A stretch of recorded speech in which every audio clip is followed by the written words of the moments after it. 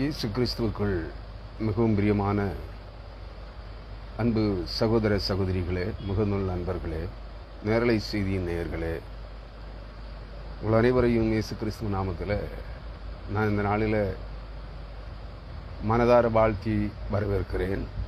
இந்த நாளின் தியான செய்திக்காக நாம் தொடர்ந்து சிந்தனை செய்து வருகிற எசேக்கியேல் தீர்க்கதரிசியின் புஸ்தகம் 11ஆம் அதிகாரம் 1 முதல் 7 வரையான வசனங்களின் வாயிலாக எசேக்கியேல் தீர்க்கதரிசியின் புத்தகத்திலிருந்து 28வது இறை செய்தியை நான் உங்களோடு இன்றைய தினத்தில் பகிர்ந்து கொள்ள விரும்புகிறேன். மன விருப்பமுள்ள நோட்டிபிகேஷன் கிடைத்திருக்கிற சகோதர சகோதரிகள்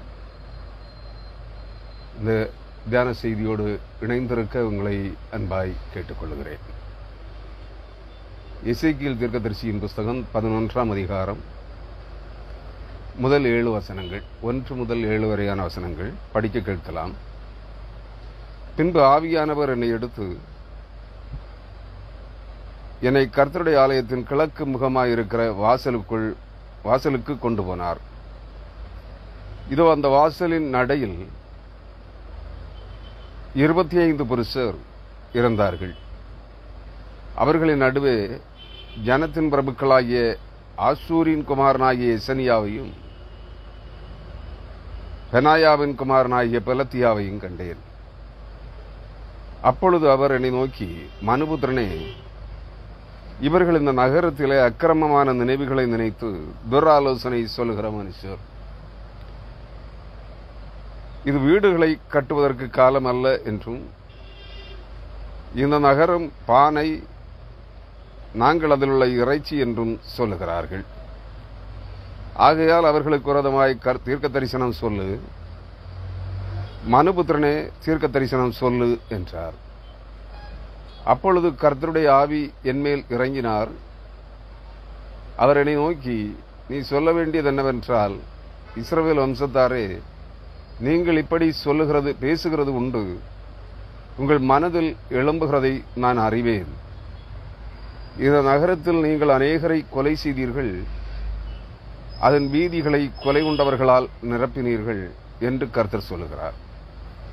ஆகையால் நீங்கள் கொலை செய்து அதன் நடுவே போட்டுவிட்டவர்களே இறைச்சியும் இந்த நகரம் பானையும் ஆமே.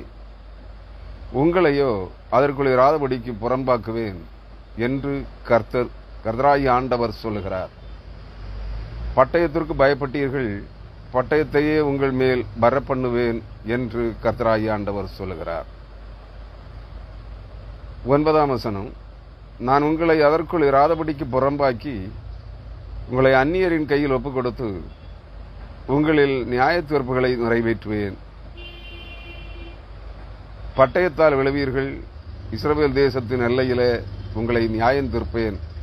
அப்பொழுது நான் கர்த்தர் என்று அறிந்து கொள்வீர்கள் என்கிறார் என்பவைகளே. 10வது வசனம், பட்டயத்தால் விளைவீர்கள், இஸ்ரவேல் தேசத்தின் எல்லையிலே உங்களை நியாயம் தீர்ப்பேன். அப்பொழுது நான் கர்த்தர் என்று அறிந்து கொள்வீர்கள் என்கிறார் என்பவைகளே. கிறிஸ்துவுக்குள் அருமையானவர்களே, இந்த இறைவார்த்தைகளுக்காக நாம் ஒரு நிமிடம் தலைவணங்கி ஜெபிப்போம். ஜெபம். மகா பரிசுத்தமும் நீடிய பொறுமையும் மிகுந்த கிருபையும் இரக்கமும் நிறைந்த எங்கள் அன்பின் பரலோக தகப்பனே, இந்த நாளின் மாலை வேளையிலும் ஏழை எளியவர்களாகி நாங்கள் இந்த ஊடகத்தின் வாயிலாக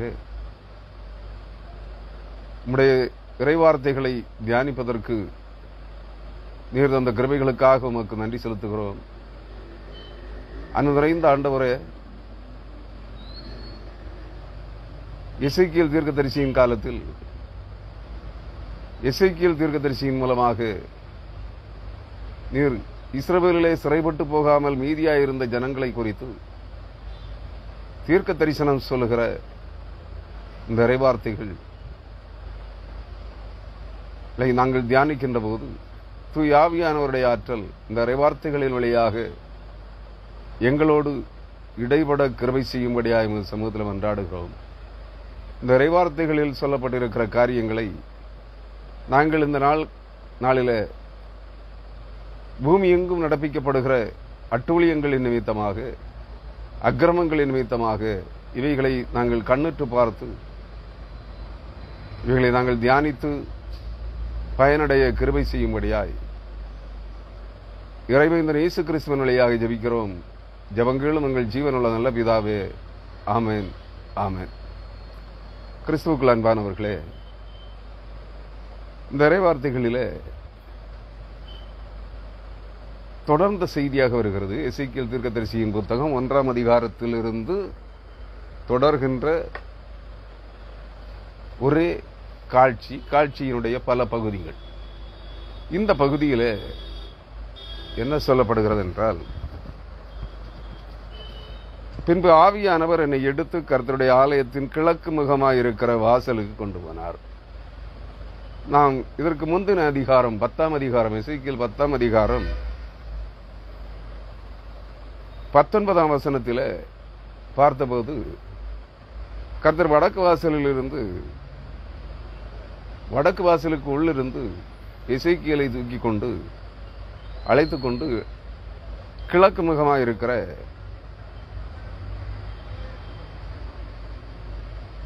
கர்த்தருடைய ஆலயத்தின் கிழக்கு வாசலிலே போய் நிற்க கண்டதாக, அங்கே இஸ்ரவேலின் தேவனுடைய மகிமை அவைகளின் மேல் உயர இருந்தது என்கிற அந்த வசனத்தை தியானித்திருக்கிறோம். அதன் தொடர்ச்சியாகவே இங்கே வருகிறது. கேருபீன்களும் கர்த்தருடைய சிங்காசனமும் கர்த்தருடைய ஆலயத்தின் கிழக்கு வாசலிலே போய் நிற்கிறது. கர்த்தருடைய மகிமை கேருபீன்களின் மேல் இருக்கிறது. இங்கே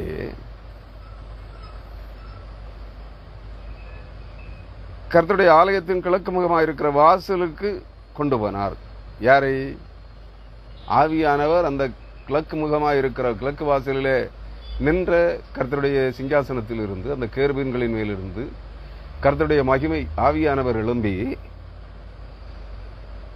எசேக்கியேல் தீர்க்கதரிசியை தூக்கி எடுத்து என்னை கர்த்தருடைய ஆலயத்தின் கிழக்கு முகமாக இருக்கிற வாசலுக்கு கொண்டு போனார் என்று எசேக்கியேல் பதிவு செய்திருக்கிறார்.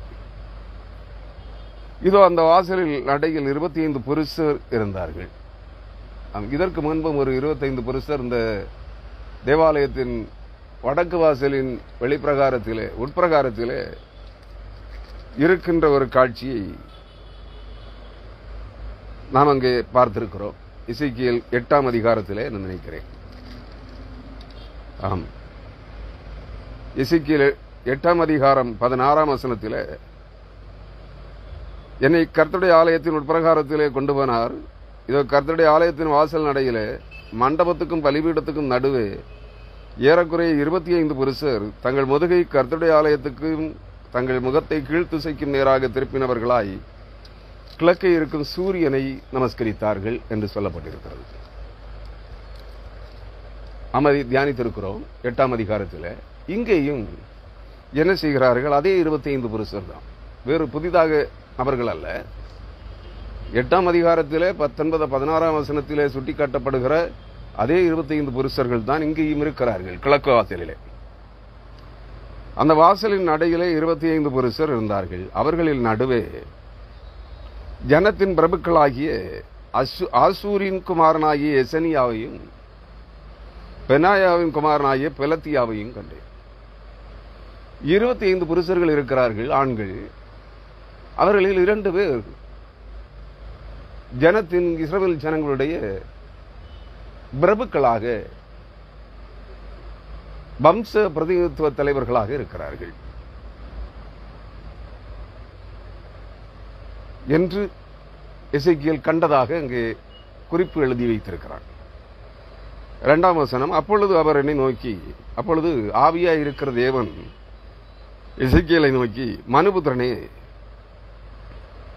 இவர்கள் இந்த நகரத்திலே அக்கிரமமான நினைவுகளை நினைத்து துராலோசனை சொல்லுகிற மனுஷர். யார் இவர்கள்? தேவனுடைய ஆலயத்திலே பிரபுக்களைப் போல, பிரதானிகளைப் போல பவனி வருகிற இவர்கள் தேவனை ஆராதிக்கிறவர்கள் அல்ல.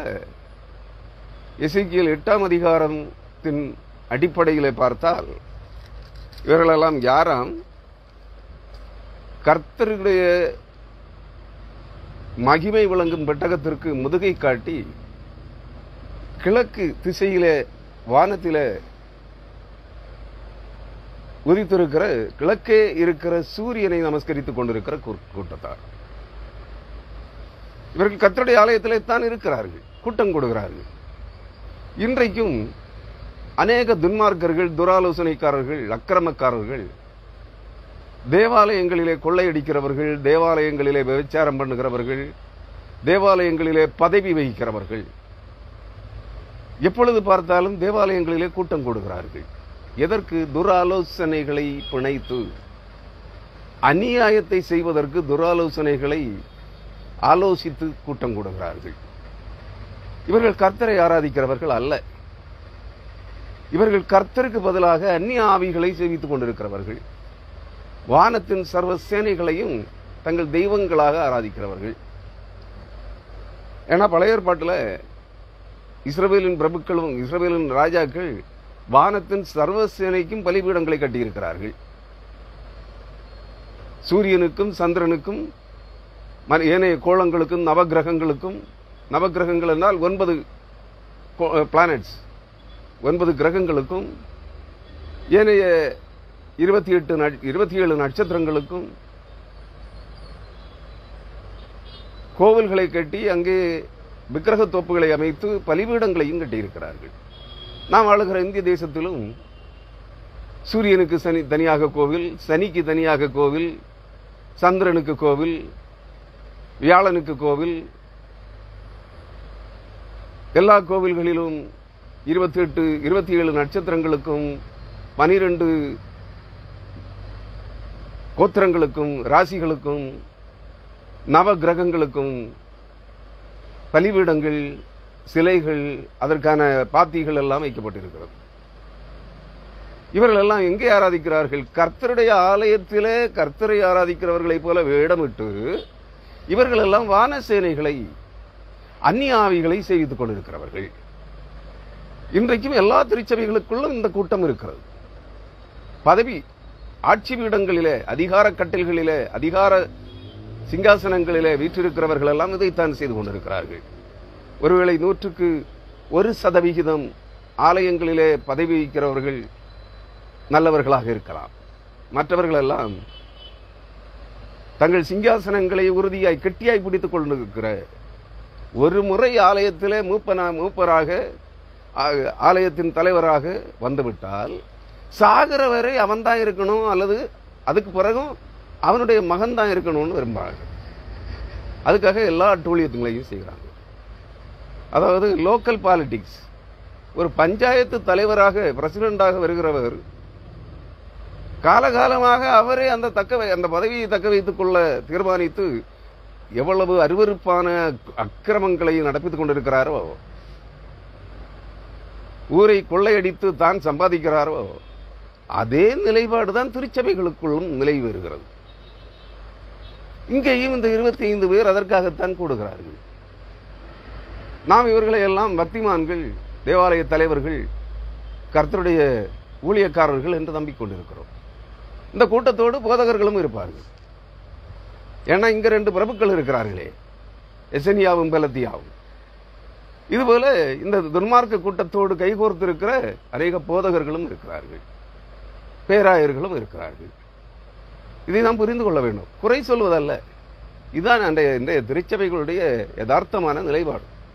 அருமையானவர்களே, அக்கிரமமான நினைவுகளை நினைத்து துராலோசனை சொல்லுகிற மனுஷர்கள் என்று ஆவியாயிருக்கிற தேவன், மனிதருடைய இருதயங்களை ஆராய்ந்து பார்க்கிற கர்த்தர், ஆவியான தேவன் எசேக்கியேல் தீர்க்கதரிசியை கொண்டு சுட்டி காட்டுகிறார். இது பொய்யாக இருக்க வாய்ப்பில்லை.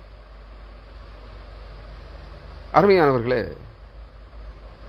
3ஆம் வசனம் அவர்கள் என்ன சொல்லுகிறார்களாம்? இது வீடுகளை கட்டுவதற்கு காலம் அல்ல என்றும், இந்த நகரம் பானை, நாங்கள் அதில் உள்ள இறைச்சி என்றும் சொல்லுகிறார்கள். இது சற்று வித்தியாசமான ஒரு கருப்பொருளை தாங்கியதாக இருக்கிறது. இது வீடுகளை கட்டுகிறதற்குரிய காலம் அல்ல. இதை 2 கண்ணோட்டங்களிலே பார்க்கலாம். ஒன்று, இது வீடுகளை கட்டுவதற்கான காலம் அல்ல என்று சொல்வது. ஆகாய தீர்க்கதரிசியின் புத்தகத்திலும் இதே மாதிரி ஒரு வார்த்தை இருக்கும். கர்த்தருடைய ஆலயத்தை கட்டுவதற்கு இது காலம் அல்ல என்று சொல்லத்தக்கதான என்று சொல்லுகின்ற ஒரு கண்ணோட்டத்திலே ஒரு வார்த்தை ஆகாய தீர்க்கதரிசியின் புத்தகத்திலே காணப்படும்.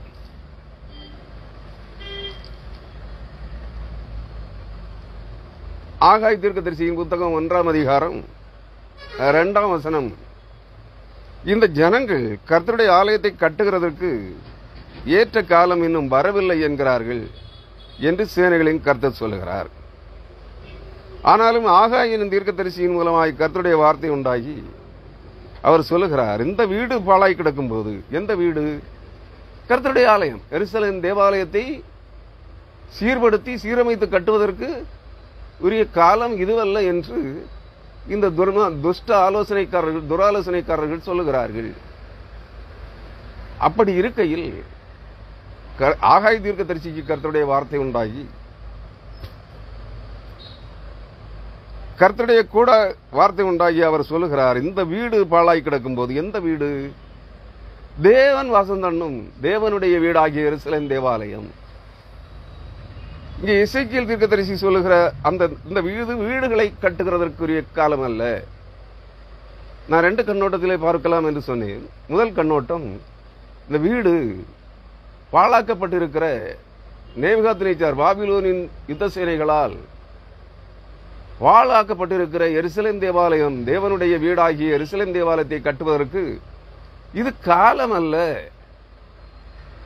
பாழ்படுத்தப்பட்டு நொறுக்கப்பட்டு இடித்து சின்னாபின்னமாக்கப்பட்டிருக்கிற எருசலேம் தேவாலயத்தை புனரமைத்து கட்டுவதற்கான காலம் இதுவல்ல என்று துராலோசனைக்காரர்கள் சொல்கிறார்கள். அதே கண்ணோட்டத்திலே தான் ஆகாயும் அங்கே சொல்லுகிறார். ஏனெனில் இவர்கள் எல்லாம் ஏறக்குறைய சமகாலத்து தீர்க்கதரிசிகள். எசேக்கியேல், ஏசாயா, எரேமியா, ஆகாய், செப்பனியா, ஆமோஸ், ஒபதியா, ஓசியா, ஒவ்வொருவரும் ஒவ்வொரு கண்ணோட்டத்திலே, ஒவ்வொரு நோக்கத்திலே அவர்கள் ஒவ்வொருவருடைய தீர்க்க தரிசனங்களும் பல்வேறு கண்ணோட்டங்களிலே காணப்படுகிறது. இந்த ஆகாயினுடைய கண்ணோட்டம் இந்த வீடுகளை, இந்த எசேக்கியேலின் 11ஆம் அதிகாரம் சுட்டிக்காட்டுகின்ற அதே கண்ணோட்டத்தை தாங்கியதாக இருக்கிறது. இந்த வீடு பாழாய் கிடக்கும் போது நீங்கள் மச்சுப்பாவப்பட்ட உங்கள் வீடுகளிலே குடியிருக்கும்படி எனக்காலம் இதுவோ என்று கேட்கிறார். நன்றாக நினைவில் வைத்துக் கொள்ளுங்கள். தேவனாகிய கர்த்தரை பணிந்து கொள்வதற்கும், அவரை ஆராதித்து, அவரை பாடி புகழ்ந்து ஆராதித்து, அவருடைய சமூகத்தில் கர்த்தருடைய கட்டளைகளின்படி நடப்பதற்குரிய அவைகளை போதிப்பதற்கும், கர்த்தருக்கு ஆராதனை செய்வதற்கும் உரிய கர்த்தருடைய வீடாகிய தேவாலயம் இடித்து சின்னாபின்னமாட்டு பாழாக்கப்பட்டு கிடக்கின்ற போது இந்த ஜனங்கள் எல்லாம் மச்சுப்பாவப்பட்ட தங்கள் வீடுகளிலே குடியிருக்கிறார்களாம்.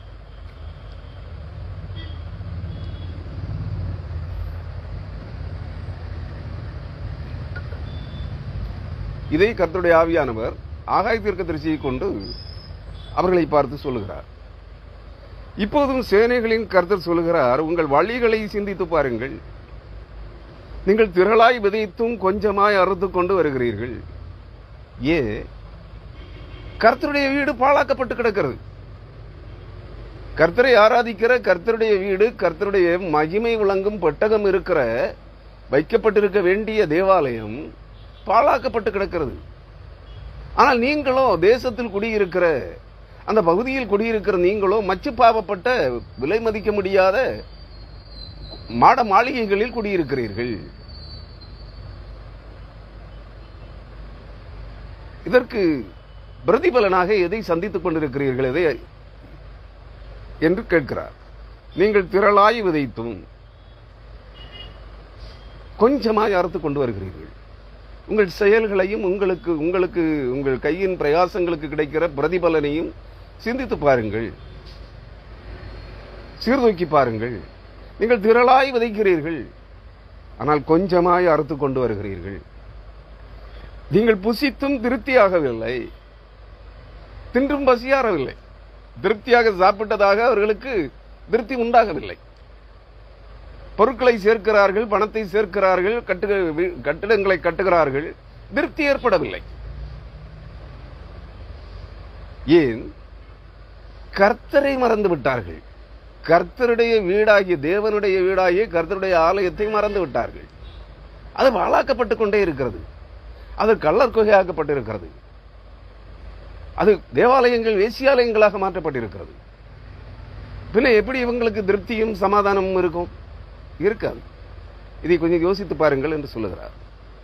கிறிஸ்தவர்களாகிய நாமும் நம்முடைய கிறிஸ்தவ வாழ்வியல் நிலைப்பாடுகளை, நாம் அங்க வைக்கிற திருச்சபைகளின் நிலைப்பாடு என்ன, நம்முடைய வாழ்வியல் நிலைப்பாடு என்ன என்பதை சற்று ஒப்பிட்டு பார்த்து சீர்தூக்கி பார்க்க அழைக்கப்படுகிறோம். அருமையானவர்களே, நீங்கள் குடித்தும் பரிபூரணம் அடையவில்லை, புசித்தும் திருப்தியாகவில்லை, குடித்தும் பரிபூரணம் அடையவில்லை, நீங்கள் வஸ்திரம் உடுத்தியும் ஒருவனுக்கும் குளிர் விடவில்லை.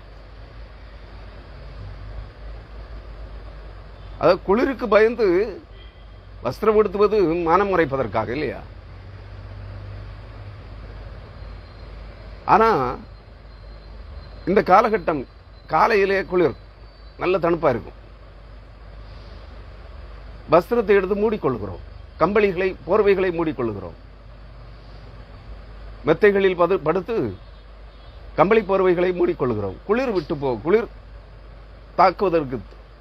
தாக்காமல் இருப்பதற்கு. இங்க என்ன சொல்லுகிறார்? நீங்கள் வஸ்திரம் உடுத்தியும் ஒருவனுக்கும் குளிர் விடவில்லை, இழுத்து போத்திக்கிட்டு படுக்கிறோம். ஆனா கர்த்தருடைய வீடு திறந்து கிடக்கிறது. அங்கே கொள்ளைக்காரர்களின் கூடாரமாக இருக்கிறது, திருடர்கள் குடியிருக்கிற ஸ்தலமாக கர்த்தருடைய வீடு மாறிக்கொண்டிருக்கிறது. கர்த்தருடைய வீடு வேசியாலயங்களாக மாற்றப்பட்டுக் கொண்டிருக்கிறது. யார்? திருச்சபையில் இருக்கிற பிரதானிகள், ஏலியின் குமாரர்கள். ஓபினி பினகாசினுடைய நாட்களிலே தேவாலயத்திலே என்ன நடைபெற்றதோ அது போன்ற காரியங்கள் திருச்சபைகளிலே, தேவாலயங்களிலே, ஜப வீடுகளிலே நடந்து கொண்டிருக்கிறது. நாம் அதை எண்ணி பார்க்க வேண்டும். நாம் ஒவ்வொருவருடைய கிறிஸ்தவ வாழ்வியல், விசுவாச வாழ்வியல் நிலைப்பாடுகளையும், நாம் ஆலயங்களிலே, தேவாலயங்களிலே செய்கிற அட்டூழியங்களையும் எண்ணி பார்க்க வேண்டும். அருமையானவர்களே, கூலியை சம்பாதிக்கிறவன் பொத்தலான பையிலே போடுகிறவனாய் அதை சம்பாதிக்கிறான். வேலைக்கு போறான், தினக்கூலிக்காக அல்லது மாத கூலிக்காக. வேலை முடிந்து கூலியை வாங்கி கொண்டு வருகிற போது வீட்டுக்கு வரும்போது ஒன்றும் இருக்காது. ஏன்? வேசிகளுக்கும் மதுபானம் இருக்கிறவர்களுக்கும் வட்டிக்கடைக்காரனுக்கும் கொடுத்துட்டு வர்றான். வீட்டுக்கு வரும்போது அது பொத்தலான பையிலே போட்டது போல 50,000 பணம் சம்பளம் வாங்குறான் மாதம், வீட்டுக்கு வரும்போது 500 ரூபா கூட இருக்காது. இதான நிலைமை. உல்லாசமான ஆடம்பரமான வாழ்க்கை முறைகளுக்காக இஎம்ஐ, வட்டிக்கடைக்காரங்கிட்ட பணம் எடுத்து பொருட்களை வாங்கிக் கொள்ளுகிறோம். வாங்குகிற சம்பளம் வழியிலேயே பிரித்து போய்விடுகிறது. இஎம்ஐ காரன் கொண்டு போயிடுறான், வங்கி வட்டிக்காரன் கொண்டு போயிடுறான், வட்டிக்கடை வங்கிகள் வட்டிக்கடைக்காரன் கொண்டு போயிடுறான். கடைசியில் வீட்டுக்கு வரும்போது 50,000 ரூபாய் மாச சம்பளம், வீட்டுக்கு வரும்போது என்ன இல்லை, 500 ரூபாய் காசு கூட இல்லை. அதான் பொத்தலான பையிலே கூலியை வாங்கி போடுகிறீர்கள், ஒண்ணும் இல்லை, வீட்டுக்கு வரும்போது எதுவும் மிஞ்சல. இதுதான் இந்த நிலைப்பாடு.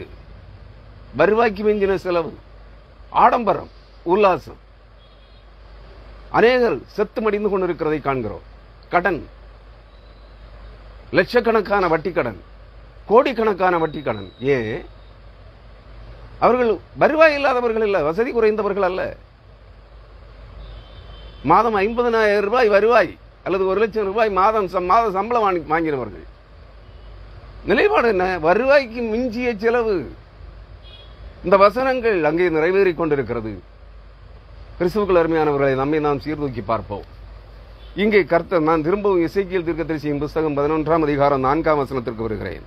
3ஆம் வசனத்திற்கு, இது வீடுகளை கட்டுவதற்கு காலம் அல்ல என்று சொல்லுகிறோம். ஏன்? இங்கு அநேகருடைய வீடுகள் பார்ப்பதற்கு மாட மாளிகைகள் போல் இருக்கலாம். நானும் சொன்னேன், ஆடம்பரமான வீடுகள் உண்மைதான். ஆனா உடைசலும் பொத்தலுமாக இருக்கும். குப்பை அள்ளி இருக்கவே மாட்டாங்க. ஒரு ஏழை பாளைகளுடைய வீட்டில் போனா அது கூட அவங்களுடைய வீடு இருக்கிற நிலைமையில சுத்தமா இருக்கும்.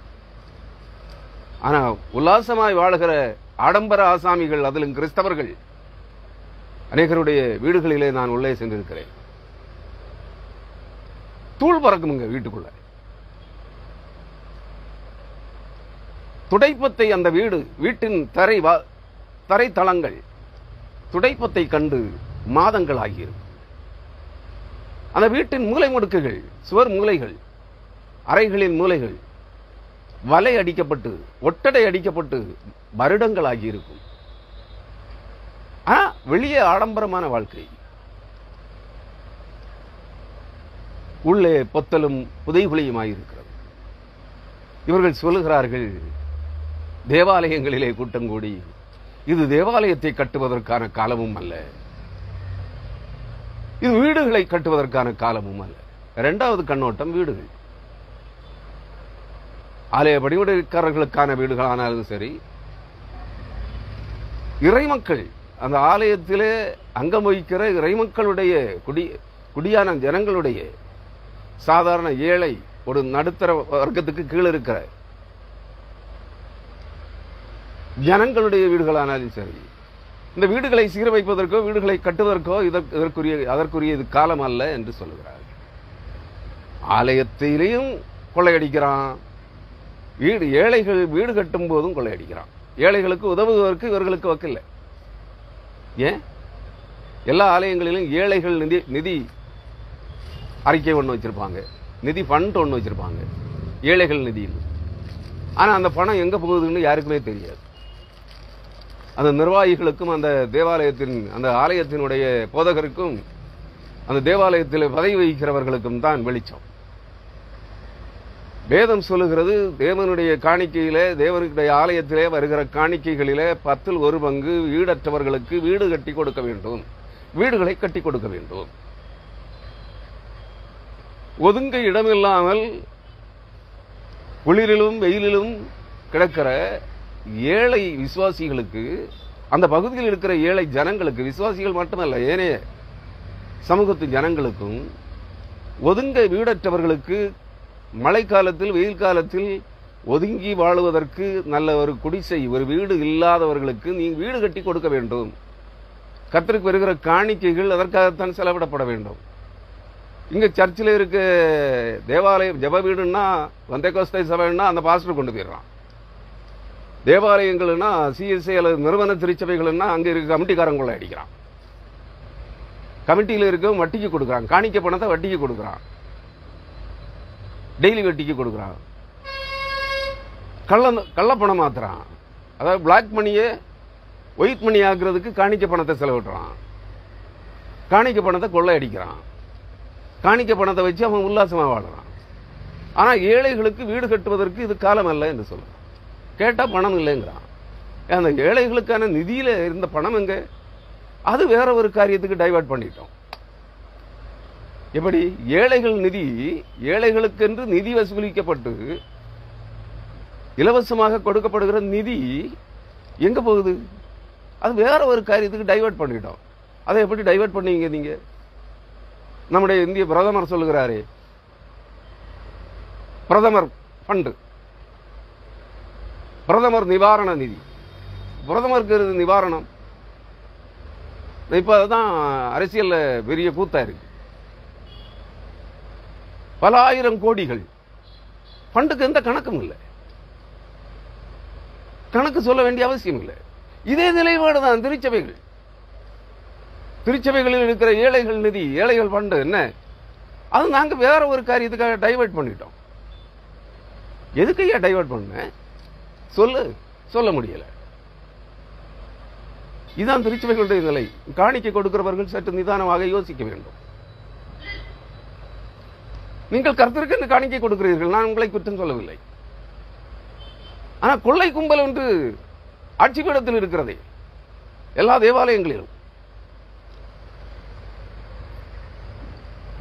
இதுதான் ஒரு அந்த காலத்து ஆப்பிரிக்க நாட்டிலே மிஷனரி ஊழியம் செய்த ஒரு மிஷனரி சொல்லுவதாக கேள்விப்பட்டிருக்கிற அவருடைய புத்தகங்களில். எழுதியிருப்பதாகவும், திருச்சபை எவ்வளியோ அவளியே தேசம், திருச்சபை எவ்வளியோ அவளியே உலகம், திருச்சபை கொள்ளைக்காரர்களின் கூடாரமாய் மாறுகிறது என்றால், திருடர்களின் குடியிருப்பாக மாறுகிறது என்றால், தேசமும் திருடர்களின் ஆட்சி பீடங்களாய் மாறிவிடும். திருச்சபைகள் வேசியாலயங்களாய் மாறுகிறது என்றால், தேசம் பெண்களுக்கு பாதுகாப்பற்ற தேசமாக மாறிவிடும்.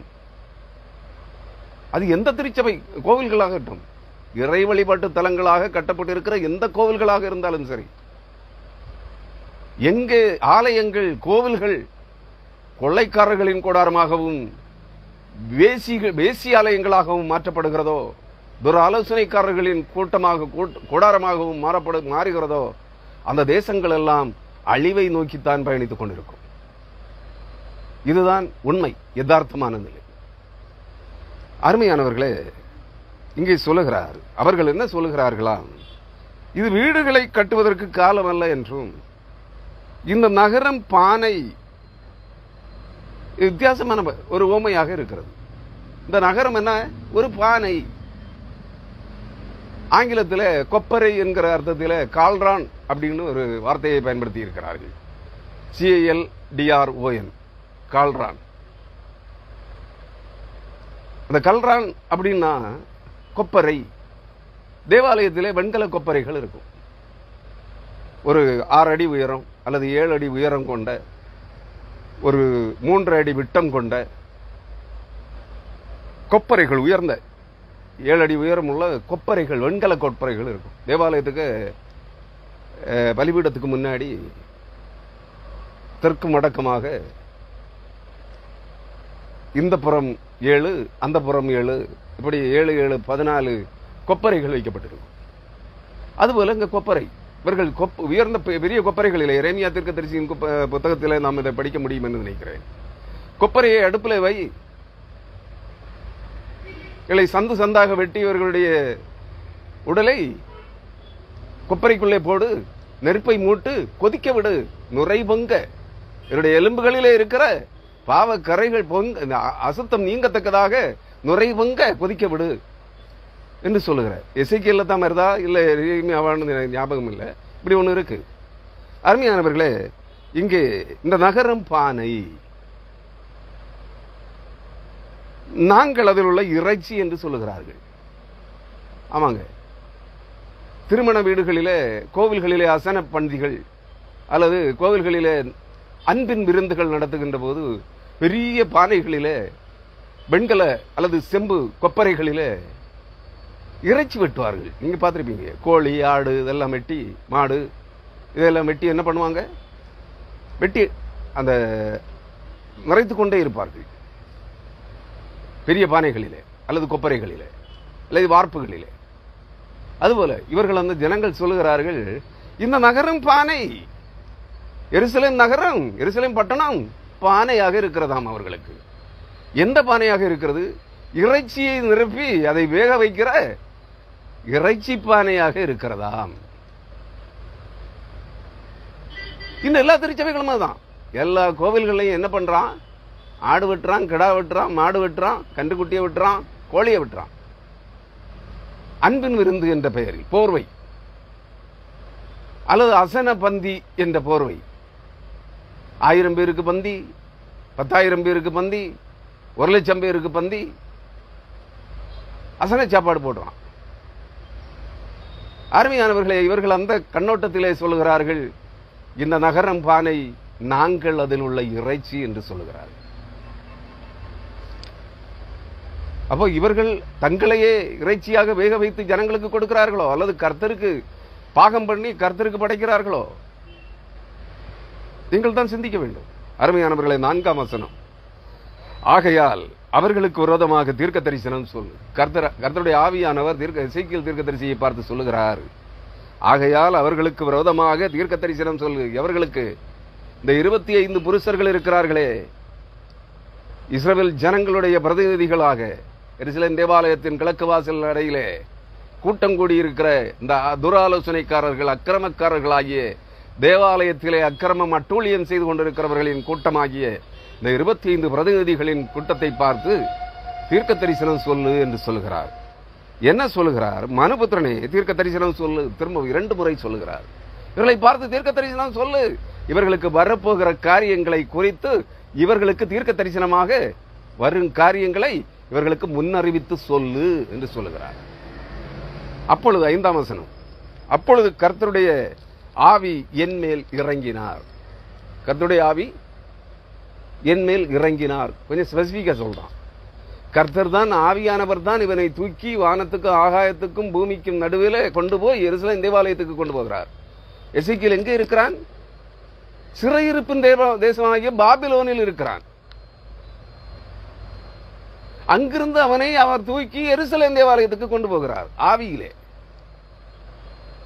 முழுவதும் ஆவியானவருடைய நடத்துதலுக்குள்ளே இருக்கிற எசேக்கியேலிடத்திலே ஆவியானவர் சொல்லுகிறார்.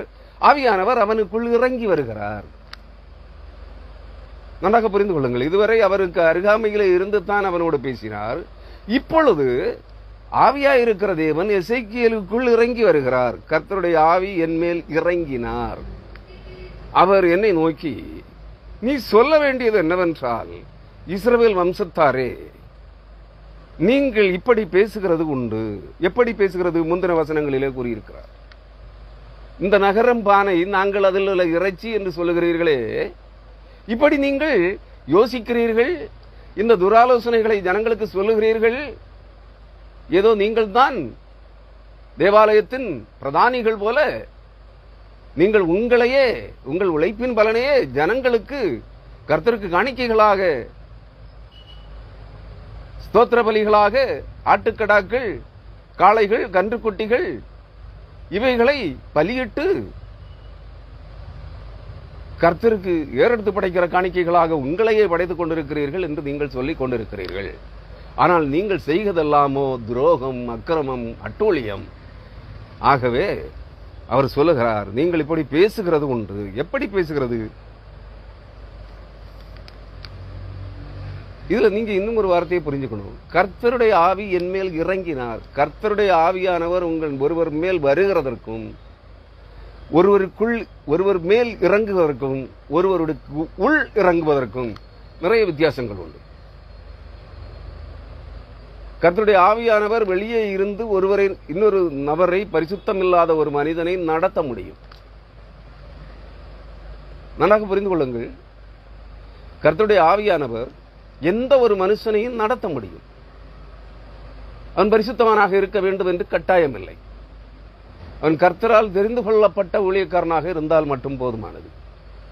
கர்த்தருடைய வார்த்தைகளுக்கு செவி கொடுக்கிறவனாக இருந்தால் மட்டும் போதுமானது. கர்த்தருடைய வார்த்தைகளின்படி நடக்கிறவனாக மட்டும் இருந்தால் போதுமானது. அவனை கர்த்தருடைய ஆவியானவர் வெளியில் இருந்து கொண்டு அவனோடு பேசி அவனை கொண்டு செய்ய நினைத்த காரியங்களை செய்ய முடியும். இரண்டாவது, கர்த்தருடைய ஆவியானவர் அவன் மேல் இறங்கி வரவும் முடியும். இந்த அபிஷேகம் பழைய ஏற்பாட்டிலே பார்க்கின்ற போது அபிஷேகம் பண்ணப்பட்டவர்கள் மேல் எப்பொழுது ஒருவன் பரிசுத்த அபிஷேக தைலத்தினால், ஒரு ஆசாரியனோ, ஒரு தீர்க்கதரிசியோ, ஒரு அரசனோ பரிசுத்த அபிஷேக தைலத்தினால் அபிஷேகிக்கப்படுகிறானோ, அப்பொழுதே ஆவியானவர் அவன் மேல் இறங்கி வருவார். அவனுக்கு உள்ளல்ல. வார்த்தையை நன்றாக புரிந்து கொள்ள வேண்டும். நீங்கள் அதை பார்த்தீர்கள் என்றால், சவுல் அரசனை சாமுவேல் தீர்க்கதரிசி அபிஷேகம் பண்ணுகிற போது அந்நேரம் முதல் கர்த்தருடைய ஆவியானவர் சவுல் அரசன் மேல் இறங்கினார். அவனுக்குள் இறங்கவில்லை. அவன் மேல் இவன் அபிஷேகம் பண்ணப்பட்டவனாய் இருக்கிறபடியினால் கர்த்தருடைய ஆவியானவர் அவன் மேல் தங்கியிருந்தார். அவன் எங்க போனாலும் ஆவியானவர் அவனோடு இருப்பார். அதனால அவன் பரிசுத்தவான் அல்ல. நன்றாக தெரிந்து கொள்ளுங்கள். அவன் தெரிந்து கொள்ளப்பட்டவன், ராஜாவாக இஸ்ரவேல், சமஸ்த இஸ்ரவேலின் மேலும் அரசனாக அபிஷேகம் பண்ணப்பட்டவன். அவன் தெரிந்து கொள்ளப்பட்டவனாக இருந்தபடியினாலும், அவன் அபிஷேகம் பண்ணப்பட்டவனாக இருந்தபடியினாலும் கர்த்தருடைய ஆவியானவர் அந்நேரம் முதல் அவன் மேல் இறங்கி தங்கியிருந்தார். அதனால் அவன் பரிசுத்தனாகவில்லை. கர்த்தர் அவனை கொண்டு அவர் செய்ய விரும்பின காரியங்களை சவுலை கொண்டு செய்கிறார் என்பதுதான் பொருள். அதுபோல அந்த சவுல் கர்த்தருடைய ஆவியானவரால் நடத்தப்பட்டுக் கொண்டிருந்த, கர்த்தருடைய ஆவியானவர் அபிஷேகம் பண்ணப்பட்டவனாகிய சவுல் அரசன் மேல் கர்த்தருடைய ஆவியானவர் இறங்கி தங்கியிருந்தார். ஆனால் அவனும் அக்கிரமம் செய்தான். பொருளாசையினால் நிறைந்து தேவனுடைய கட்டளைகளுக்கு 2 காரியங்களுக்கு விலகினான்.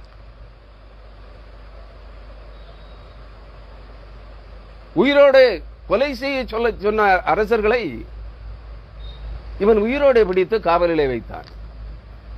ஒரு மாடு, ஆடு, சுவரிலே நீர் விடுகிற நாய் கூட உயிரோடு இருக்கக்கூடாது. அந்த ஆகாகியனுடைய கூட்டத்திலே அனைவரையும் கொன்று போட சொன்னார். ஆனால் சவுலோ கொழுத்த மாடுகளையும் ஆடுகளையும் காளைகளையும் பிடித்து தனக்காக சேர்த்து வைத்துக் கொண்டார். கர்த்தருடைய கட்டளையை மீறினான்.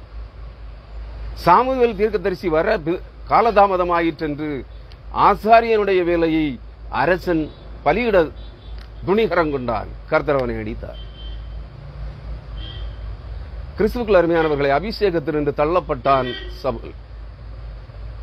கர்த்தருடைய ஆவியானவர் அவனுக்குள் இருக்கவில்லை, அவன் மேல் தங்கியிருந்தார். இப்பொழுது அவன் மேல் இருந்த ஆவியானவர் அவனுடைய அக்கிரமங்களின் நிமித்தமாய் அவனை விட்டு, அவனுடைய கீழ்ப்படியாமை நிமித்தமாய் அவனை விட்டு விலகிவிட்டார். இன்றைய காலகட்டங்களிலே அநேக ஊழியக்காரர்களுடைய நிலை இதுதான். 100% ஊழியக்காரர்களுடைய நிலை இதுதான். இவர்கள் ஆரம்ப காலத்திலே, இவர்கள் ஊழியத்திற்கு வந்த காலத்திலே ஆவியானவரால் நடத்தப்பட்டார்கள். இவர்கள் மேல் சில காலங்கள் இவர்கள் மேல் ஆவியானவர் தங்கியிருந்தார். இவர்களுக்குள் இல்லை, இவர்கள் பரிசுத்தவான்கள் அல்ல. ஆனால் இவர்கள் தங்களை பரிசுத்தவான்கள் எண்ணிக்கொண்டு இவர்கள் தேவனுடைய கட்டளைகளுக்கும் வார்த்தைகளுக்கும் மீறி நடந்தார்கள். பொருளாசையினால் நிரம்பினார்கள், பண ஆசையினால் நிரங்கி காணிக்கை பொறுக்கிகளாய் மாறினார்கள், தேவாலய கொள்ளைக்காரர்களாய் மாறினார்கள். தேவன் இவர்களை விட்டு அபிஷேகத்தில் நின்று இவர்களை தள்ளிவிட்டார். இவர்களை விட்டு தேவ ஆவியானவர் விலகிவிட்டார். இங்கே 3வது ஒரு நிலைப்பாடு இருக்கிறது. ஆவியானவர் அவனுக்குள் இறங்கி வருதல். இந்த நிகழ்வைத்தான் எசேக்கியேல் சந்திக்கிறார். துவக்கம் முதல் எசேக்கியேல் 1ஆம் அதிகாரம் முதல் 11ஆம் அதிகாரம் வரை அவன் தேவனுடைய ஆவியானவராலே தான் நடத்தப்பட்டுக் கொண்டிருக்கிறான். ஆவியானவர் தான் அவனை தூக்கி கொண்டு செல்லுகிறார். ஆவியானவர் தான் அவனோடு பேசுகிறார். ஆவியானவர் தான் அவனை கைபிடித்து நடத்துகிறார். அவன் மேல் இருக்கிறார், அவனோடு இருக்கிறார். ஆனால் இந்த இடத்தில் தான் அவன் சொல்லுகிறான், அப்பொழுது கர்த்தருடைய ஆவி என் மேல் இறங்கினார். எனக்குள் இறங்கினார் என்று சொல்லவில்லை, என் மேல் இறங்கினார். அதாவது ஆவியானவருக்குள் எசேக்கியேல் இருக்கிறார். எசேக்கியேலின் உள்ளே ஆவியானவர் இல்லை, ஆவியாயிருக்கிற தேவன் இல்லை. ஆவியாயிருக்கிற தேவனுக்குள் எசேக்கியேல் இருக்கிறார். நன்றாக நினைத்துக் கொள்ளுங்கள். நாமும் சில வேளைகளிலே, பல வேளைகளிலே சொல்லுகிறோம், நாங்கள் கிறிஸ்துவுக்குள் இருக்கிறோம், கிறிஸ்துவுக்குள் வாழுகிறோம். நாம் கிறிஸ்துவுக்குள் வாழுகிறோம், உண்மை. அவர் எப்பொழுது வேண்டுமானாலும் கிறிஸ்துவுக்குள் இருக்கிற நம்மை அவர் வெளியே தள்ள முடியும், நம்மை விட்டு அவர் விலகி செல்ல முடியும். நமக்குள் கிறிஸ்து இருக்கிறாரா? நமக்குள் சத்திய ஆவியானவர் இருக்கிறாரா? நமக்குள் பரிசுத்த ஆவியானவர் இறங்கி இருக்கிறாரா? இல்லை என்றால் நீங்களும் நானும் பரிசுத்தமான அல்ல. நான் என்னை வெளியே விட்டுட்டு சொல்ல முடியாது, உங்களை மட்டும். உலகத்தில் இருக்க தீர்க்கதரிசிகளையோ பரிசுத்தவான்களையோ சொல்ல முடியாது. ஏன் சொல்றேன் உலகத்தில் பரிசுத்தவானே இல்லை என்று ஏன் சொல்லுகிறேன்? இவர்களில் எவருக்குள்ளும், இதை பேசிக் கொண்டிருக்கிற எனக்குள்ளும் பரிசுத்த ஆவியானவர் இல்லை. நான் பரிசுத்த ஆவியானவருக்குள் இருக்கிறேன். நான் கிறிஸ்துவுக்குள் இருக்கிறேன். கிறிஸ்து என்னை நடத்துகிறார். அதான் உண்மை. நான் அவருக்கு கீழ்ப்படியாதவனாக, அவருடைய வார்த்தைகளுக்கு கீழ்ப்படியாதவனாக மாறி அவருடைய கட்டளைகளை மீறி எந்த ஒரு காரியத்தை செய்தாலும் அவர் என்னை விட்டு விலக முடியும், என்னை கைவிட்டு செல்ல முடியும். நான் அதை உங்களுக்கு புரிய முடிய ஒரு காரியத்தை சொல்றேன். ஒரு சிறு பிள்ளை நடக்க பழகுகின்ற போது தாயும் தகப்பனும் கைபிடித்து நடத்துவார்கள். பிள்ளையினுடைய 2 கைகளும், ஒரு கை தகப்பனுடைய கையிலும் ஒரு கை தாயினுடைய கையிலும் பிடிக்கப்பட்டிருக்கும். பிள்ளை தைரியமா தத்தி நடக்கும். கொஞ்சம் கூட வளர்ந்ததுக்கு அப்புறம் தகப்பன் மட்டும் ஒரு கையில தான் பிடிச்சிருப்பாரு. நாம் அப்படி தகப்பனால், ஆவிக்குரிய தேவனால் தேவனாகிய கர்த்தருடைய ஆவியானவரால் கைபிடித்து நடத்தப்படுகிறோம். நாம் ஆவியானவருக்குள் இருக்கிறோம். பிள்ளை வளர்ந்து ஒரு பருவமடையும் போது, தன்னந்தனியாக வாழ பழகுகின்ற போது, நடக்க பழகுகின்ற போது, தகப்பனும் தாயும் அருகிலே தான் இருப்பார்கள். ஆனா பிள்ளைங்க கையை பிடிக்க மாட்டாங்க. பிள்ளைய தானாக நடப்பதற்கு, எழுந்து நடப்பதற்கு ஊக்கப்படுத்தி அனுப்புவார்கள். பிள்ளை என்ன செய்யாது?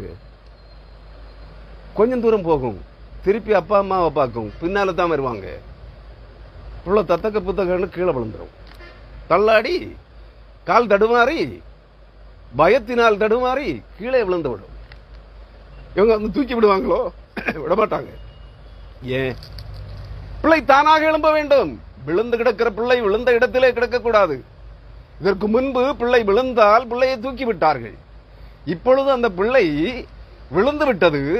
இவர்கள் சற்று தூரத்திலே நின்று கவனித்துக் கொண்டிருக்கிறார்கள். விழுந்த பிள்ளை அந்த இடத்திலே கிடந்து விடக்கூடாது, விழுந்த இடத்திலே கிடந்து விடக்கூடாது. பிள்ளை எழுந்து நடக்க வேண்டும், தானாக எழும்பட்டும் என்று. பிள்ளை பிரயாசப்படுகிறது, தானாக எழும்புகிறது, விழுகிறது, எழும்புகிறது, விழுகிறது, திரும்ப எழும்பி திரும்பவும் அது நடக்க தொடங்குகிறது.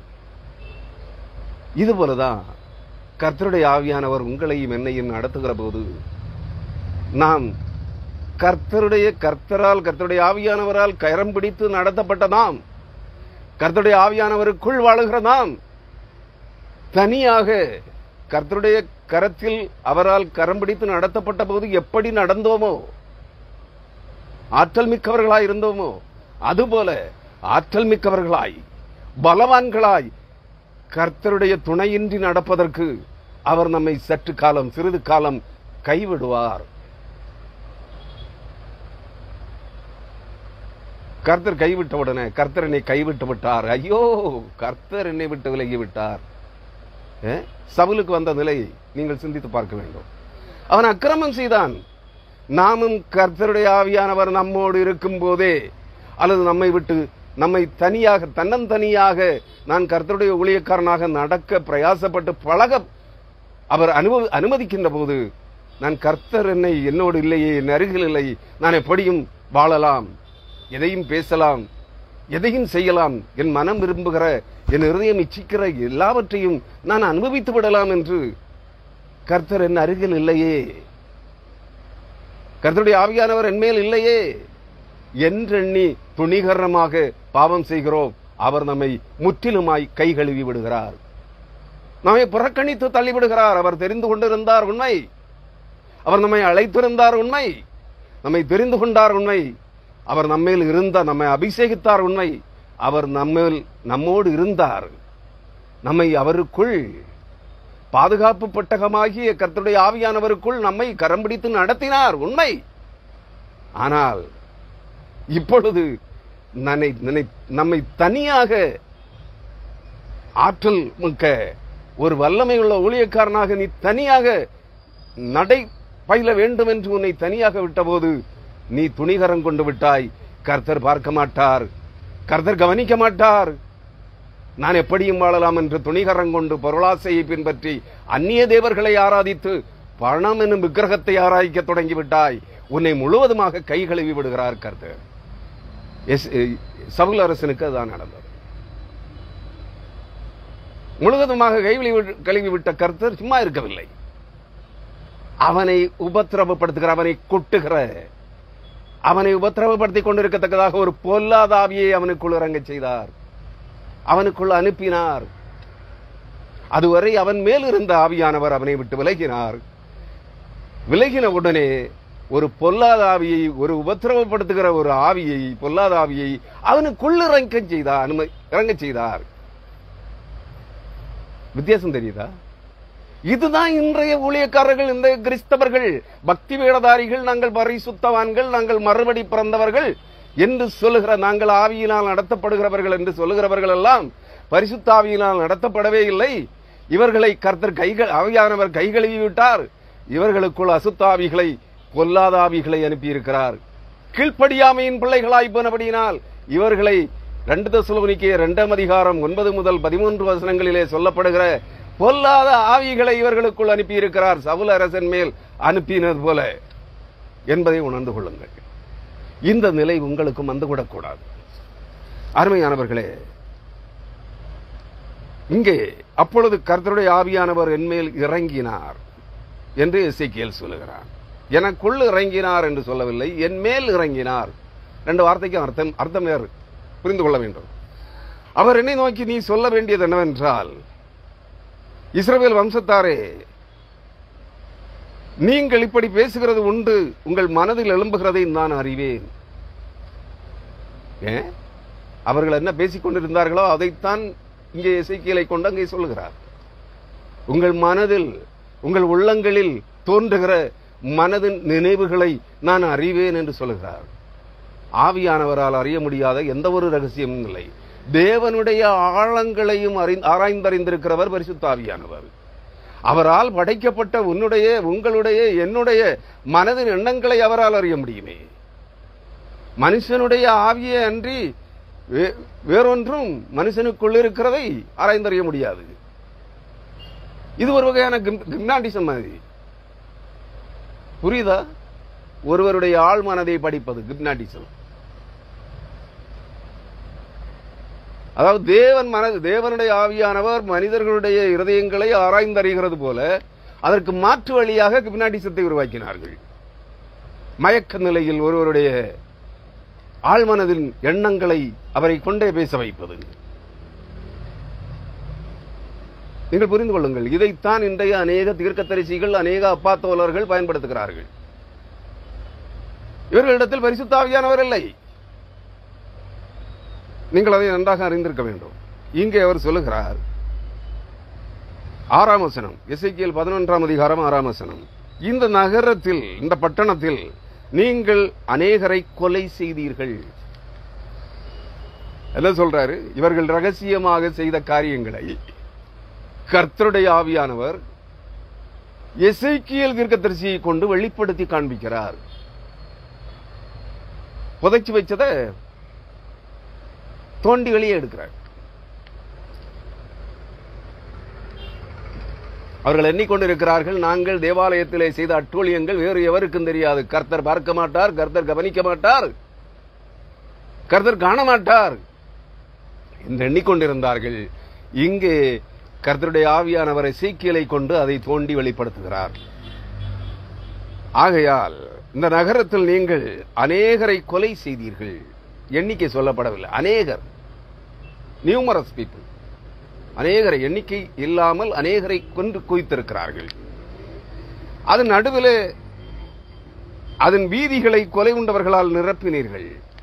எருசலேம் நகரத்தின் தெருக்களை கொலை செய்யப்பட்ட, உங்களால் கொலை செய்யப்பட்டவர்களின் பிரேதங்களால் தெருக்களை, எருசலேம் நகரத்தின் வீதிகளை, தெருக்களை நிரப்பினீர்கள் என்று கருத்து சொல்கிறார். இவர்கள் மறைவிடங்களிலே யாருக்கும் தெரியாமல் செய்த கொலை பாதகங்களை கர்த்தர் வெளியரங்கமாக எசேக்கியேல் தீர்க்கதரிசியை கொண்டு கூறி அறிவிக்கிறார். இவர்கள் தேவாலயத்திலே கொள்ளையடித்ததை குறித்து, தேவாலயத்திலே விபச்சாரம் பண்ணினதை குறித்து எல்லாவற்றையும் கூறி அறிவிக்கிறார்.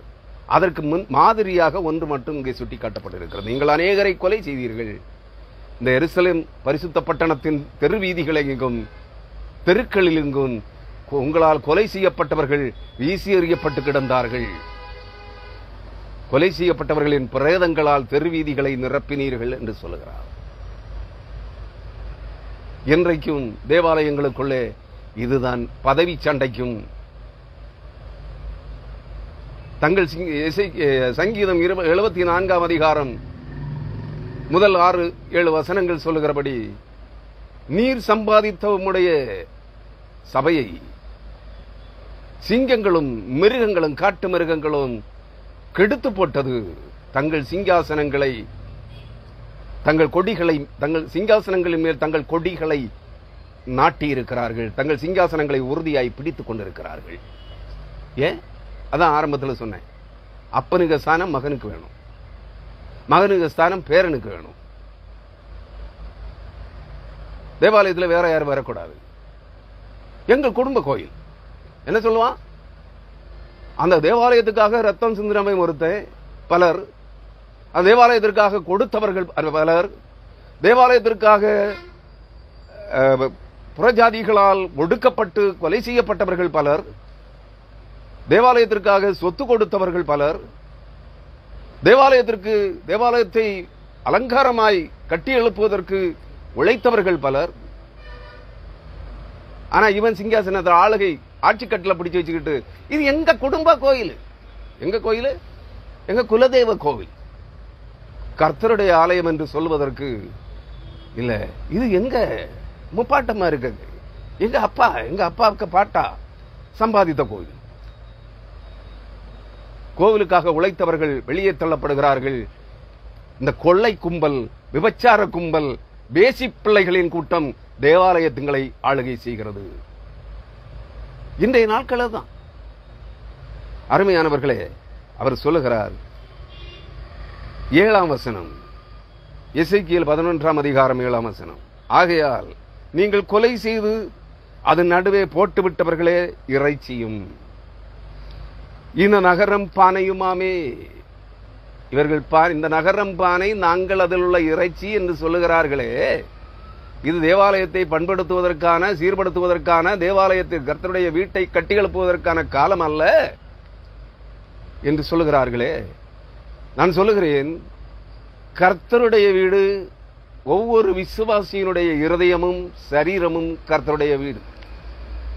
நாம் செய்வது கர்த்தராகிய ஆண்டவரை, தேவனாகிய கர்த்தரை ஆராதிக்கிற, விசுவாசிக்கிற ஒவ்வொரு விசுவாசியினுடைய இருதயத்தையும் உள்ளத்தையும், ஒவ்வொரு விசுவாசியினுடைய சரீரத்தையும் தேவனுடைய வீடாக கட்டி எழுப்ப வேண்டும். அந்த பணியை செய்கிறோமா? இன்றைய ஊழியக்காரர்கள் அந்த பணியை செய்கிறார்களா? இதற்கு காணிக்கைகள் தேவையில்லை. அன்பான சகோதரனே, சகோதரியே, என்னை கேட்கிற விசுவாசியே, ஊழியக்காரனே, உன்னுடைய சரீரம் அல்லது என்னுடைய சரீரம், என்னுடைய இருதயம், என்னுடைய ஆழ்மனம் ஆகிய உள்ளம் தேவன் தங்கும் வீடாக மாற்றப்படவில்லை என்றால் நான் ஊழியம் செய்து எந்த பிரயோஜனமும் இல்லை. ஊழியத்தினால் நான் பல ஆயிரம் கோடி சம்பாதித்திருந்தாலும் நான் சாகும்போது என்னுடைய உள்ளமும், என்னுடைய இருதயமும், என்னுடைய சரீரமும் தேவனுடைய வீடாக மாற்றப்படவில்லை என்றால், தேவன் தங்கும் ஆலயமாக, தேவன் தங்கும் வாசம் பண்ணும் வீடாக அது மாற்றப்படவில்லை என்றால், நான் ஊழியம் செய்தது போய் பணம் சம்பாதிப்பதற்காக ஊழியம் செய்திருக்கிறேன். நான் லட்சக்கணக்கானவர்களுக்கு போதனை செய்தது, தீர்க்க தரிசனம் சொன்னது போய் லட்சக்கணக்கானவர்களை, ஆத்துமாக்களை வேட்டையாடி இருக்கிறேன் நான் கொழுத்து வாழ்வதற்காக. லட்சக்கணக்கானவர்களுடைய உழைப்பின் பலனை கொள்ளை காணிக்கை, கர்த்தருக்கு காணிக்கை என்று கொள்ளையடித்திருக்கிறேன் நான் கொழுத்து வாழ்வதற்காக. என்னுடைய வீடு, என்னுடைய இருதயமும், என்னுடைய ஆழ்மனதாகிய உள்ளமும் தேவன் தங்கும் வீடாக மாற்றப்படவில்லை என்றால், அது தேவன் தங்கும் வீடாக, தேவனுடைய ஆலயமாகிய வீடாக கட்டி எழுப்பப்படவில்லை என்றால், என்னையே நான் கட்டி எழுப்பவில்லை என்றால், நான் யாரை கட்டி எழுப்ப முடியும்? நானே உண்மையான ரட்சிப்பை, விடுதலை வாழ்வை பெறவில்லை, நானே என்னை முழுவதுமாக கர்த்தருடைய வீடாக ஒப்பு கொடுக்கவில்லை என்றால், 1,00,000 பேருக்கு ஊழியம் செய்த என்னையா பிரயோஜனம்? அந்த 1,00,000 பேர்ல ஒருவனாவது தேவனுடைய வீடாக, தேவனுடைய ஆலயமாக மாற்றப்பட்டிருக்கிறானா? இல்லையே. அந்த நானும் கெட்டு என்னை பின்பற்றுகிற 1,00,000 பேரை அல்லது 1 கோடி பேரை அல்லது 3 கோடி பேரை நான் நரக பாதாளத்திற்கு இழுத்து செல்கிறவனாக மாறிவிடுவேன் அல்லவா? இன்றைய ஊழியங்கள் அப்படித்தானே இருக்கிறது. இல்லை என்று சொல்லுகிறீர்களா? யோசித்து பாருங்கள். நீங்கள் ஊழியம் செய்யுங்கள், ஆனால் முதலாவது உங்களை தேவனுக்கென்று ஒப்புக் கொடுத்து விடுங்கள். உங்கள் ஆத்துமா தேவன் தங்கும் வீடாக, தேவன் தங்கும் ஆலயமாக கட்டி எழுப்பப்பட்டிருக்க வேண்டும். தேவனுடைய பரிசுத்த வாசஸ்தலமாக மாறி இருக்க வேண்டும். இல்லையே நீ ஒருவனை கூட தேவனுடைய ராஜ்யத்தில் கூட்டி சேர்க்க முடியாது என்பதை, நீ செய்த ஊழியங்கள் அனைத்தும் அட்டூழியங்களாக எண்ணப்படுமே தவிர, நீ செய்த ஊழியம் ஒரு ஆத்துமாவை விடுதலை செய்வதற்கான, ஒரு ஆத்துமாவை கூட மீட்டு ரட்சிப்பதற்கான ஊழியமாக இருக்காது. நீ பண ஆசையினால் ஆடம்பரமாய் வாழ்வதற்கு மாதம் 1,00,000 ரூபாய் சம்பளம் வாங்குறதுக்காக ஊழியம் செய்திருப்ப. அல்லது ஒரு திருச்சபையில் வரக்கூடிய மொத்த காணிக்கையையும் பல லட்சம் ரூபாய் காணிக்கைகளை 10 லட்சத்துக்கு மேல் ஒரு மாத காணிக்கை வரும். ஒரு வருஷம் ஒரு ஆலயத்திலே 10 முதல் 25 லட்சம் ரூபாய் வரைக்கும் காணிக்கை வரும். இந்த 25 லட்சம் ரூபாய் காணிக்கையை கொள்ளையடிப்பதற்காக நீ கர்த்தருக்கு ஊழியக்காரனாக வந்தாய், சபை கட்டினாய், ஊழியம் செய்தாய். உன் ஆத்துமாவை நரக பாதாளத்திற்கு விட்டிருக்கிறாய் என்பதை நினைத்துக்கொள். நீ கடைசி நாளிலே கணக்கு ஒப்புவிக்க தவறிவிடுவாய். நரக பாதாளம் உனக்காக, எரி நரகம் உனக்காக ஆயத்தப்படுத்தப்பட்டிருக்கிறது. நான் உம்முடைய நாமத்தினாலே பிசாசுகளை துரத்தினேன். ஆண்டவராகிய இயேசு கிறிஸ்து சொல்லுவார், நற்செய்தி நூல்களிலே படியுங்கள். ஆண்டவரே, உம்முடைய நாமத்தினாலே பிசாசுகளை துரத்தினோம், வியாதியஸ்தரை குணமாக்கினோம், மரித்தோரை எழுப்பினோம், பிசாசுகளை துரத்தினோம். அவர் சொல்லுவார், அக்கிரம செய்யக்காரரே, என்னை விட்டு அகன்று போங்கள். உங்களுக்காக பிசாசுக்கென்றும் அவருடைய சேனைகளுக்கென்றும் ஆயத்தம் பண்ணப்பட்ட அக்னி கடல், எரிகிற அக்னி நரகம் ஆயத்தமாயிருக்கிறது, அங்கே போங்கள் என்று சொல்லுவார். நீ செய்த ஊழியம் எதற்கு? இன்றைய 190% ஊழியங்களும் அப்படித்தான் செய்யப்பட்டுக் கொண்டிருக்கிறது. மறந்து விடாதே சகோதரனே. முதலாவது, தேவனுடைய வீட்டை உனக்குள்ளே கட்டி எழுப்பு. இரண்டாவது, உன் குடும்பத்திற்குள்ளே, குடும்ப உறுப்பினர்களுக்குள்ளே தேவனுடைய வீட்டை கட்டி எழுப்பு. மூன்றாவது, நீ ஊழியம் செய்கிற சபையின் விசுவாசி குடும்பங்களுக்குள்ளே தேவாலயத்தை, தேவனுடைய வீட்டை கட்டி எழுப்பு. இது வீடுகளை கட்டுகிறதற்கு காலம் அல்ல என்று சொல்லாதே. தேவனுடைய வீடு ஒவ்வொரு மனிதனுடைய இருதயங்களும் தேவனுடைய வீடு, சரீரங்களும் தேவனுடைய வீடு. நீங்களே ஆலயம். கற்களால் கட்டப்பட்ட இந்த தேவாலயம், கட்டிடங்கள் தேவாலயம் என்று சொல்லிக் கொள்ளாதிருங்கள். ரோமருக்கு எழுதின நிருபம், கொரிந்தியருக்கு எழுதின நிருபங்களிலே பரிசுத்தாவியானவர் பரிசுத்த பவுலை கொண்டு எழுதுகிறார். நீங்களே அந்த ஆலயம். உங்களை தேவனுடைய வீடாக கட்டி எழுப்ப முற்படுங்கள். இல்லையேல் நீங்கள் செய்த ஊழியங்கள் அனைத்தும் அட்டூழியங்களாக எண்ணப்படும்.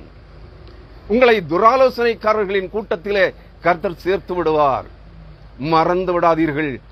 உலக தீர்க்கதரிசிகளே, உலக அப்போஸ்தலர்களே, அப்போஸ்தலர்களே, உலக பரிசுத்தவான்களே, காணிக்கை பொறுக்கிகளே, மனதில் வைத்துக் கொள்ளுங்கள். காணிக்கை கொடுக்கிறவர்களும் இதை மனதில் வைத்துக் கொள்ளுங்கள்.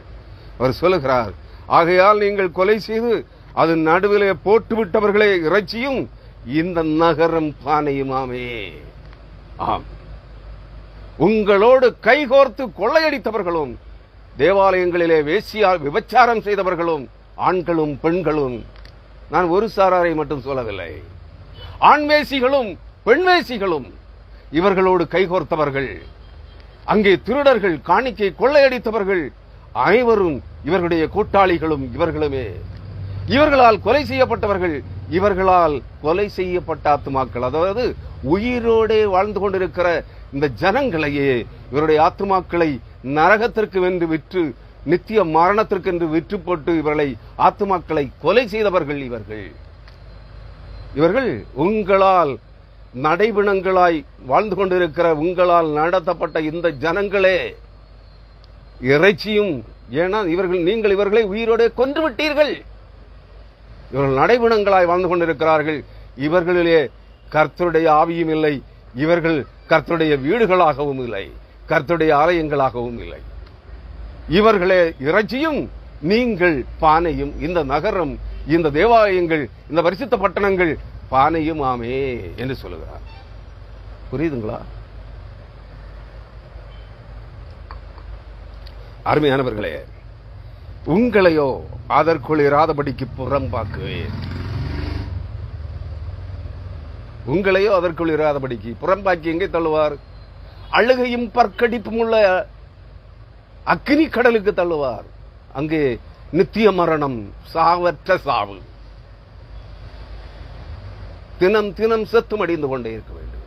அழுகையும் பற்கடிப்பும் அங்கே அக்னி கடல், இருள், அந்தகாரம். அந்தகாரத்தின் இருளிலே அக்னியும் கந்தகம் எரிகிற அக்னி கடலிலே புறம்பாக தள்ளப்படுவீர்கள் என்று சொல்லுங்கள். கிறிஸ்துவுக்குள் அன்பானவர்களே, இந்த வார்த்தைகளை கேட்ட நீங்கள் உங்களை ஒரு கணம் தினந்தோறும் உங்கள் அலுவல்கள் அனைத்தும் முடிந்து நீங்கள் வீடுகளிலே இளைப்பாரி படுத்து படுக்கைக்கு செல்லும் முன் உங்கள் ஒவ்வொரு நாள் செய்கைகளையும் ஒரு கணம் அசை போட்டு பாருங்கள்.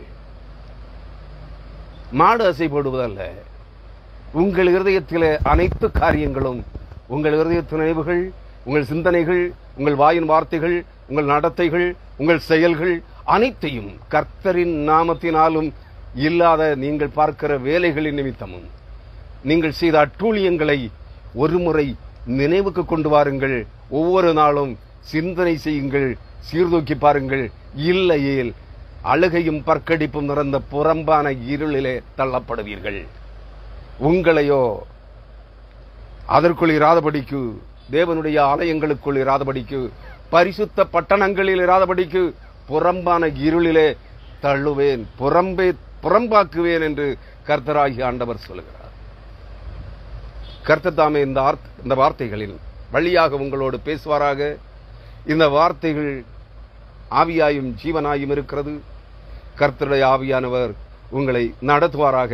ஆமேன். ஹல்லேலூயா. அடுத்த ஒரு செய்தியோடு திங்கட்கிழமை, இதன் பிற்பகுதி ஒரு பகுதியோடு திங்கட்கிழமை மதியம் அல்லது இது போன்ற மாலையில இதே அதிகாரத்தினுடைய 8ஆம் வசனம் முதல் எசேக்கியேல் 11ஆம் அதிகாரம் 8ஆம் வசனம் முதல் சில வசனங்களை உங்களோடு பகிர்ந்து கொள்ள விரும்புகிறேன். அதுவரை இந்த வார்த்தைகள் உங்களோடு பயணிப்பதாக. ஆமேன். ஹல்லேலூயா.